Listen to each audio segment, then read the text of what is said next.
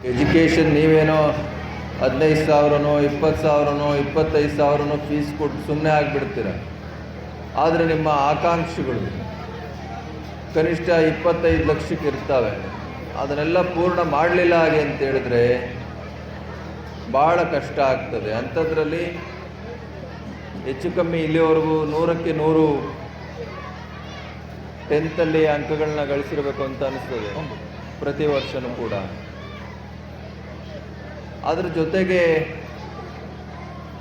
ಮಕ್ಕಳಿಗೆ ನೈತಿಕ ಶಿಕ್ಷಣವನ್ನು, ಧಾರ್ಮಿಕ ಶಿಕ್ಷಣವನ್ನು ಕೂಡ ನಾವು ಕೊಡಬೇಕು. ಸಮಾಜ ಸುಮ್ಮನೆ ಸಮಾಜವಾಗಿ ನಡ್ಕೊಂಡು ಹೋಗೋದಕ್ಕಿಂತ ಒಂದು ಆರೋಗ್ಯವಂತ ಸ್ವಾಸ್ಥ್ಯ ಸಮಾಜವನ್ನು ಕಟ್ಟುವಂಥದ್ದು ಕೂಡ ಶಿಕ್ಷಣ ಸಂಸ್ಥೆಗಳ ಗುರುತರ ಜವಾಬ್ದಾರಿ. ಹಾಗಾಗಿ ಶಿಕ್ಷಣ ಸಂಸ್ಥೆಗಳು ಸ್ವಾಸ್ಥ್ಯ ಸಮಾಜ ನಿರ್ಮಾಣಕ್ಕೂ ಕೂಡ ಮಕ್ಕಳಿಗೆ ಬುನಾದಿ ಹಾಕಬೇಕಾಗ್ತದೆ.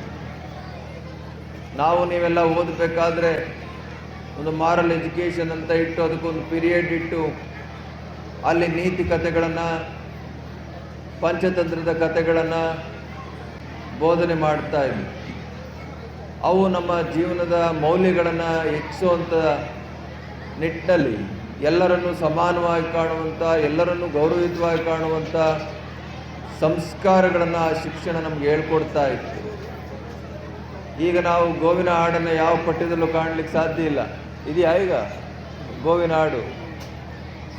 ಅವೆಲ್ಲ ಭಾಳ ದೊಡ್ಡ ದೊಡ್ಡ ನೀತಿಯನ್ನು ಹೇಳುವಂಥ ಪದ್ಯಗಳು, ಹಾಡುಗಳು, ಕಥೆಗಳು ಪಠ್ಯದಲ್ಲೇ ನೀತಿ ಕಥೆಯನ್ನು ಅಳವಡಿಸ್ತಾ ಇದ್ದರು. ಹಾಗಾಗಿ ನಾವು ಇವತ್ತು ಕವಿಗಳು ಹೇಳೋ ರೀತಿಯಲ್ಲಿ ಏನಾದರಾಗು ಮೊದಲು ಮಾನವನಾಗುವಂಥ, ನೀವು ಒಳ್ಳೆ ಸಾಫ್ಟ್ವೇರ್ ಇಂಜಿನಿಯರ್ ಮಾಡಿ, ವಿಜ್ಞಾನಿ ಮಾಡಿ, ಇನ್ಯಾವುದೇ ದೊಡ್ಡ ಉದ್ಯೋಗಿಯನ್ನೇ ಮಾಡಿ ಅಥವಾ ಅವನು ಉದ್ಯಮಿಯನ್ನಾಗಿ ಮಾಡಿ ಅವನು ಮನುಷ್ಯನಾಗಲಿಲ್ಲ ಹಾಗೆ ಅಂತ ಹೇಳಿದ್ರೆ ಎಲ್ಲವೂ ವ್ಯರ್ಥ ಅಂತ. ಹಾಗಾಗಿ ಮಾನವೀಯ ಮೌಲ್ಯಗಳನ್ನು ನಾವು ಬಿಂಬಿಸುವಂಥ, ಅಳವಡಿಸಿಕೊಳ್ಳುವಂಥ ಮತ್ತು ಅದನ್ನು ಜೀವನದ ಉದ್ದಕ್ಕೂ ಕೂಡ ಅನುಸರಿಸುವಂಥ ಕರುಣೆ, ಪ್ರೀತಿ, ಗೌರವಗಳನ್ನು ಎಲ್ಲರಿಗೂ ತೋರಿಸುವಂಥ, ಇಷ್ಟೆಲ್ಲ ಎತ್ತರಕ್ಕೆ ಬೆಳೀಲಿಕ್ಕೆ ಕಾರಣವಾದಂಥ ತಂದೆ ತಾಯಿಗಳನ್ನು ದೇವರ ಸ್ಥಾನದಲ್ಲಿಟ್ಟು ನೋಡುವಂಥ, ಈ ದೇಶದ ಪರಂಪರೆಯನ್ನು, ಹಿರಿಮೆ ಗರಿಮೆಗಳನ್ನು ಎತ್ತಿ ಹಿಡಿಯುವಂಥ ಸತ್ ಪ್ರಜೆಗಳನ್ನಾಗಿ ನಾವು ರೂಪಿಸುವಂಥ ಹೊಣೆಗಾರಿಕೆಯನ್ನು ಇವತ್ತಿನ ಶಿಕ್ಷಣ ಸಂಸ್ಥೆಗಳು ಹೊರಬೇಕಾಗ್ತದೆ. ಆ ನಿಟ್ಟಿನಲ್ಲಿ ಭಾಳ ದೊಡ್ಡ ಪ್ರಯತ್ನ ನಮ್ಮ ಮಂಜುನಾಥ್ರವ್ರದ್ದು. ಇದನ್ನೇ ಅವರು ತುಮಕೂರಲ್ಲೋ ಶಿರಾದಲ್ಲೋ ಇಷ್ಟೇ ಬಂಡವಾಳ ಹಾಕಿದರೆ ಇದಕ್ಕಿಂತ ಭಾಳಷ್ಟು ದುಪ್ಪಟ್ಟು ದುಡ್ಡನ್ನು ಅವರು ದುಡಿಬೋದಾಗಿತ್ತು. ಆದರೆ ನಾನು ಹುಟ್ಟಿದ ಊರಿನಲ್ಲೇ ಒಂದು ಶಾಲೆಯನ್ನು ತೆಗೆದು ಅಲ್ಲಿ 100 ಜನ ಮಕ್ಕಳಿಗೆ ನಾನು ಒಳ್ಳೆಯ ಶಿಕ್ಷಣವನ್ನು ಕೊಡಬೇಕು ಹಾಗೆ ಅಂತೇಳಿ ನಿಸ್ವಾರ್ಥದಿಂದ ಅವರು ಸೇವೆಯನ್ನು ಸಲ್ಲಿಸ್ತಾ ಇದ್ದಾರೆ. ಇದೆಲ್ಲ ಗಡಿ ಭಾಗ. ನಾನು ಪ್ರತಿ ಸರಿ ಬಂದಾಗಲೂ ಕೂಡ ಹೇಳ್ತಾ ಇರ್ತೀನಿ, ನಾವು ಕಳೆದ ಸರಿ ಬಂದಾಗ ಈ ರೋಡ್ ಇರಲಿಲ್ಲ. ನಾವು ಅಲ್ಲಿಂದ ಇಲ್ಲಿಗೆ ಬರಬೇಕಾದ್ರೆ ನಮ್ಮ ಮಠದಿಂದ 3/4 ಗಂಟೆ ಹಿಡಿತಾ ಇತ್ತು. ಈಗ ರೋಡ್ ಆಗಿದೆ. ಅಂದರೆ ಇವೆಲ್ಲ ರೋಡಿಂದ ಆ ಕಡೆ ಬಲಗಡೆ ಹೋದರೆ ಈ ಕಡೆಯಿಂದ ಹೋಗ್ತಾ ನಿದ್ರಗಟ್ಟೆ, ಅದೆಲ್ಲ ಆಂಧ್ರ ಪ್ರದೇಶ. ಈ ಕಡೆ ಬಂದರೆ ಲಕ್ನಳ್ಳಿ, ಇದು ಕರ್ನಾಟಕ. ಅಂಥ ಒಂದು ಗಡಿ ಭಾಗದಲ್ಲಿ ನಾವೆಲ್ಲರೂ ಜೀವಿಸ್ತಾ ಇರ್ತಕ್ಕಂಥವ್ರು. ಇವತ್ತು ಆಂಧ್ರ ಪ್ರದೇಶಕ್ಕೆ ಹೋದಾಗ ಅಲ್ಲಿನ ಅಭಿವೃದ್ಧಿ ಮತ್ತು ಆ ರಸ್ತೆಗಳು ನೋಡಿದಾಗ ಖುಷಿ ಆಗ್ತದೆ. ಆದರೆ ನಮ್ಮ ಗಡಿ ಭಾಗದ, ರಾಜ್ಯದ ಗಡಿ ಭಾಗವನ್ನು ಯಾಕೆ ಇವರು ಅಭಿವೃದ್ಧಿ ಮಾಡ್ತಾ ಇಲ್ಲ? ತಮಿಳ್ನಾಡಿನಲ್ಲಿ ಹೊಸೂರಿಗೆ ಹೋದರೆ ಇನ್ನೊಂದು ಚೆನ್ನೈ ನೋಡ್ಬೋದು ನಾವು. ಅಷ್ಟು ಡೆವಲಪ್ಮೆಂಟ್ ಸಿಟಿ ಆಗ್ತಾ ಇದೆ. ಇದೊಂದು ಮಹಾನಗರ ಪಾಲಿಕೆನೇ ಆಗೋಯ್ತು. ಅದೇನು ಜಿಲ್ಲಾ ಹೆಡ್ ಕ್ವಾರ್ಟರ್ ಕೂಡ ಅಲ್ಲ ಹೊಸೂರು. ಅಂದರೆ ನಮ್ಮ ಗಡಿ ಭಾಗವನ್ನು ನಾವು ಸರ್ವಾಂಗೀಣವಾಗಿ ಅಭಿವೃದ್ಧಿ ಮಾಡಬೇಕು ಹಾಗೆ ಅಂತೇಳಿ ಬೇರೆ ರಾಜ್ಯಗಳ ಚಿಂತನೆಯನ್ನು ನಡೆಸಬೇಕಾದ್ರೆ ನಮ್ಮ ರಾಜ್ಯ ಸರ್ಕಾರಗಳು ಯಾಕೆ ಗಡಿ ಭಾಗವನ್ನು ಅಭಿವೃದ್ಧಿಪಡಿಸೋದಿಲ್ಲ? ಅದರಿಂದ ಇವೆಲ್ಲ ಗಡಿ ಭಾಗದ ನೆಲ ಮತ್ತು ತಾಲೂಕುಗಳು ಇವನ್ನು ಸರ್ಕಾರ ಗುರುತರ ಜವಾಬ್ದಾರಿಯನ್ನು ಹೊತ್ತು ಸರ್ವಾಂಗೀಣವಾಗಿ ಅಭಿವೃದ್ಧಿಪಡಿಸುವಂಥ ಜವಾಬ್ದಾರಿಯನ್ನು ತೆಗೆದುಕೊಳ್ಬೇಕಾಗ್ತದೆ.